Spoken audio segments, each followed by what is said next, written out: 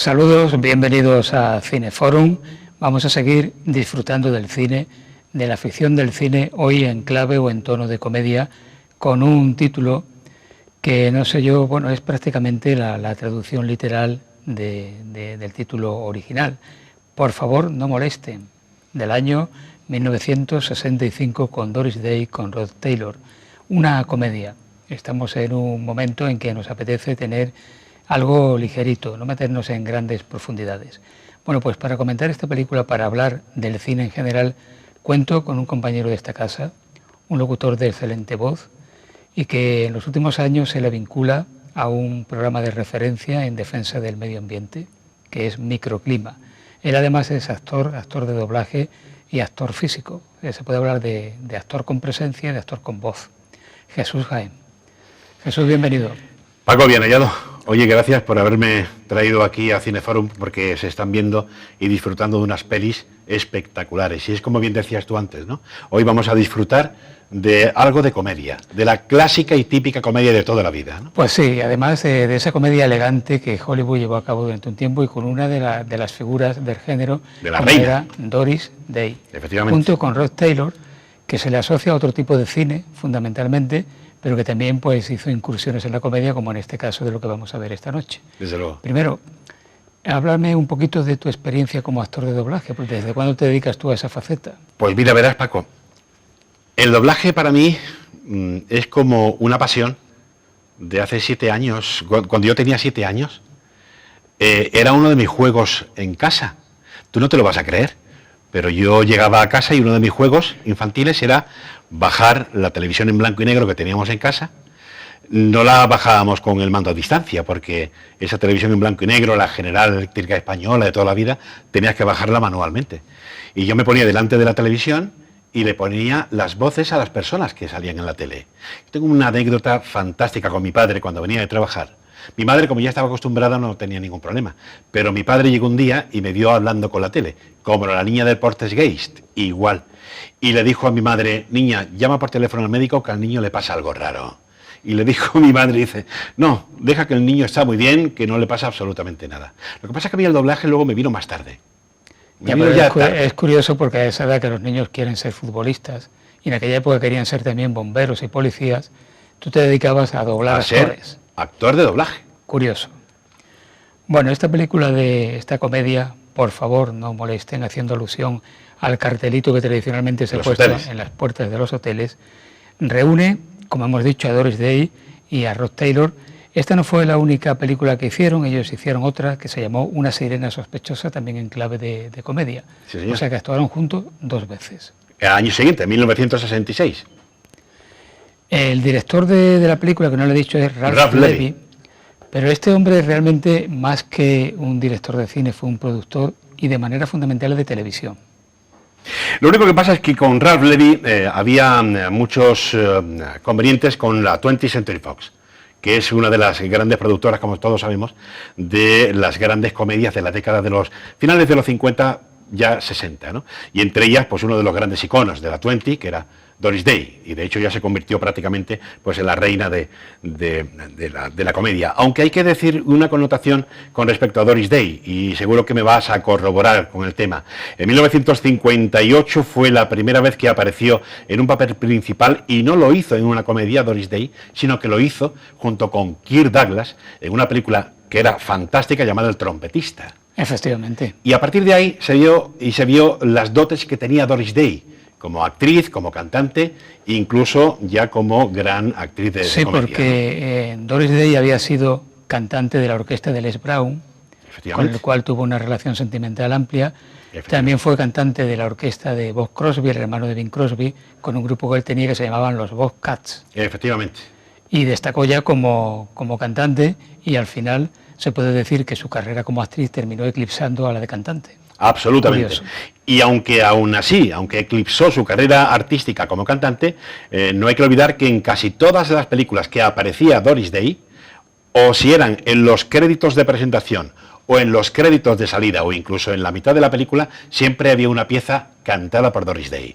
Es memorable el "Qué será, será" del hombre que sabía demasiado, una de las películas memorables de Hitchcock con James Stewart, ¿no? La segunda versión que hizo Hitchcock de ese tema, ya en los años 30 había hecho una.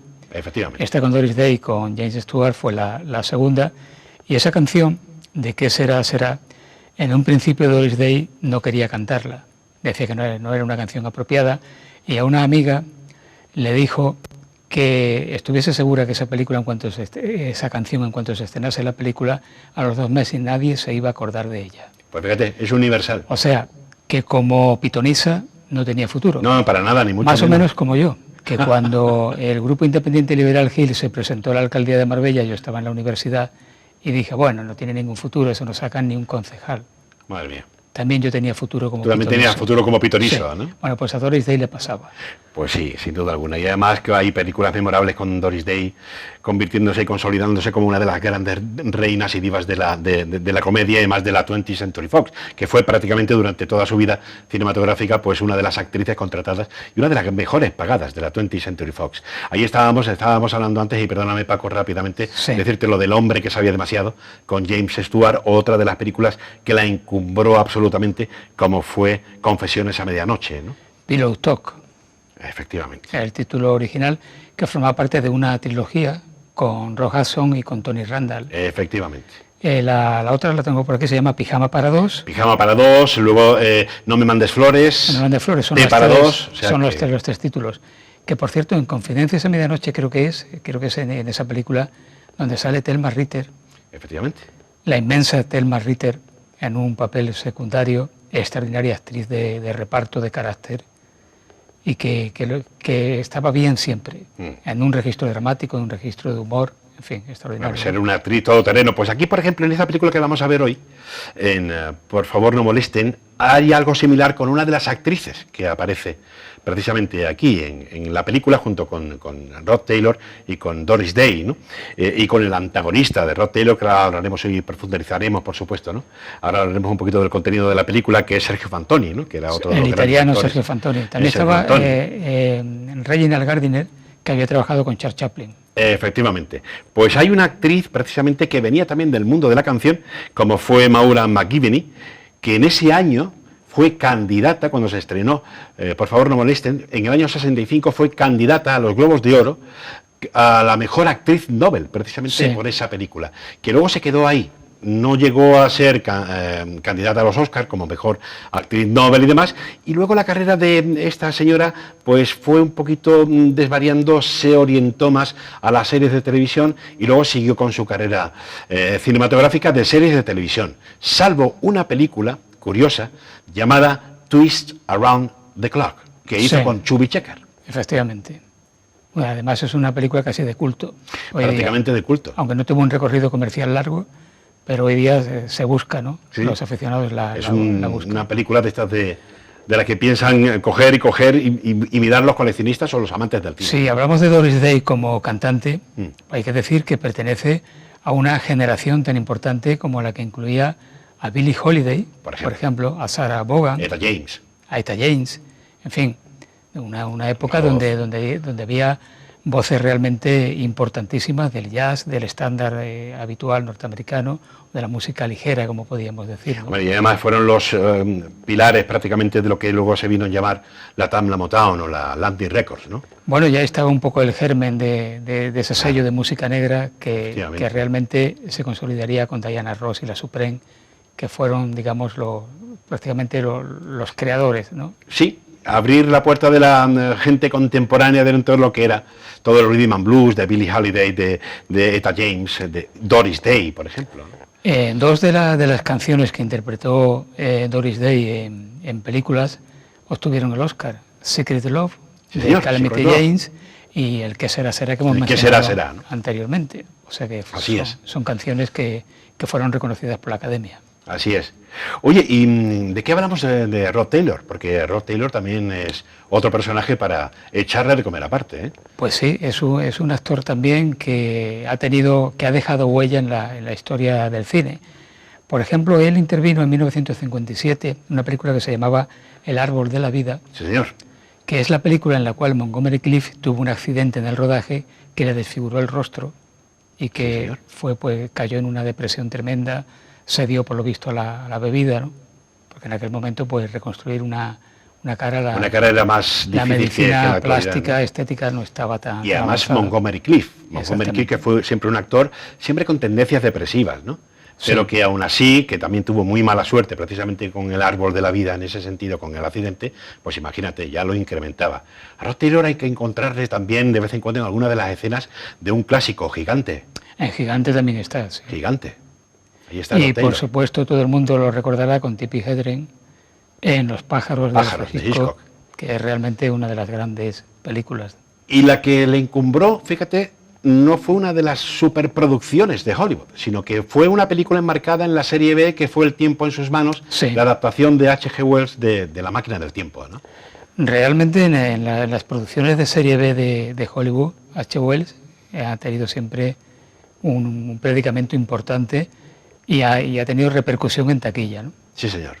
Porque en realidad muchas veces esos directores que se les ha llamado habitualmente artesanos se han movido como pez en el agua en la serie B y han hecho que algunos de esos títulos, abocados en un principio a desaparecer inmediatamente, se hayan convertido en clásicos. Absolutamente.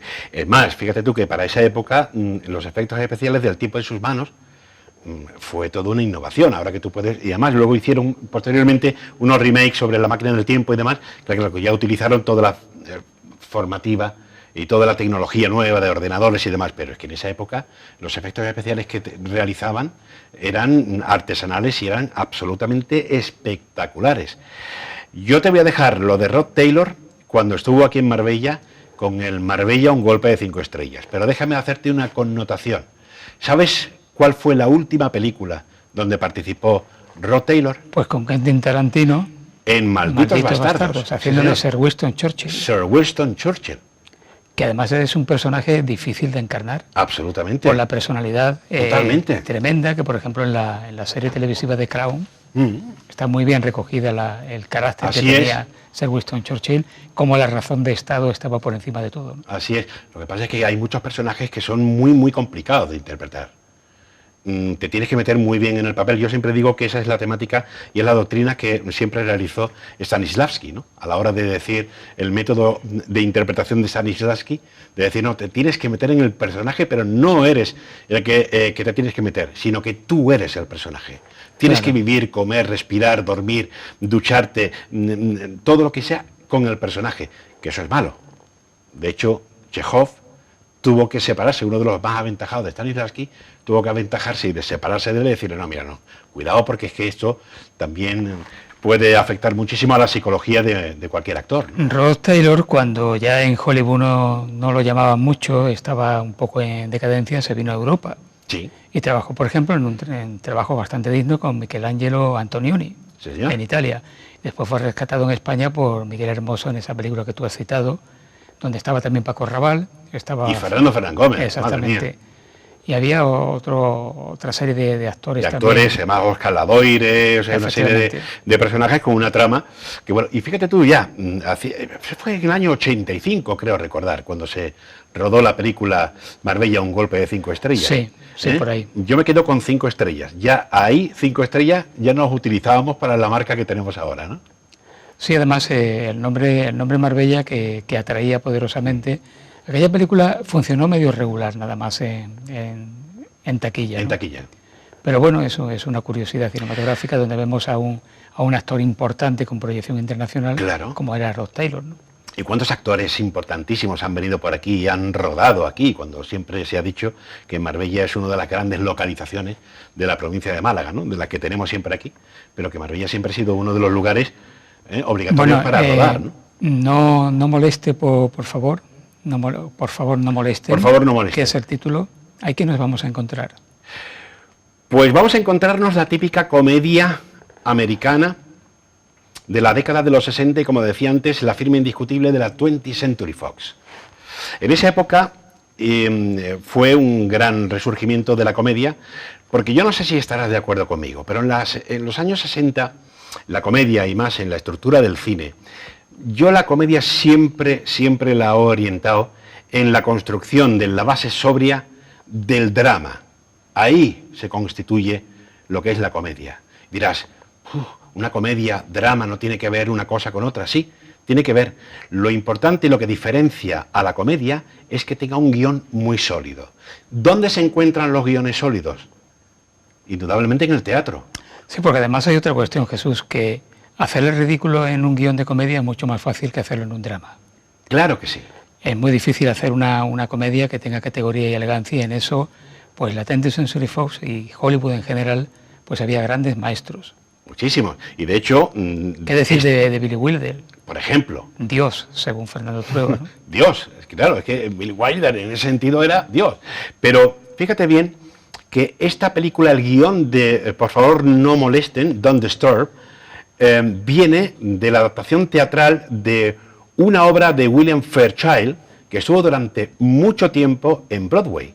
Los guionistas, lo tengo aquí, fueron Mil Rosen y Richard Breen. De la adaptación de William Fairchild. Exactamente, de la obra de teatro. Efectivamente. O sea que siempre lo que es la solidez de la comedia, todo el mundo puede hacer comedia, pero no todo el mundo puede hacer la comedia. Claro. Bueno, hablando de Doris Day, que no lo he dicho anteriormente, fue calificada como novia de América, pero claro, ha habido 3 mujeres que han sido las novias de América. Aparte de Doris Day, Mary Pickford, la actriz del cine mudo, una de las fundadoras de la United Artists, junto con Chaplin y con no recuerdo cuál es el tercero, bueno, una de las fundadoras de la United Artists. Y la tercera novia de América, ya del universo latino, fue Libertad Lamarque. Libertad Lamarque.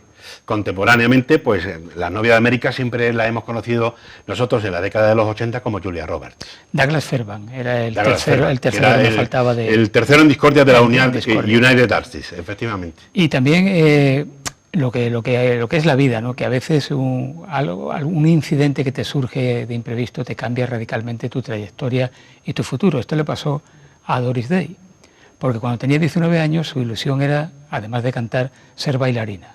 Tuvo un accidente de tráfico, quedó un poquito lesionada, sí, y se tuvo que retirar de bailar. Aún así, duró 97 años. Falleció en el 2019 con 97 años. Con 97 años. Pero además te digo una cosa, y fue también otra de las grandes estrellas en un musical, que fue el único musical que realizó, pero que lo hizo espectacularmente bien.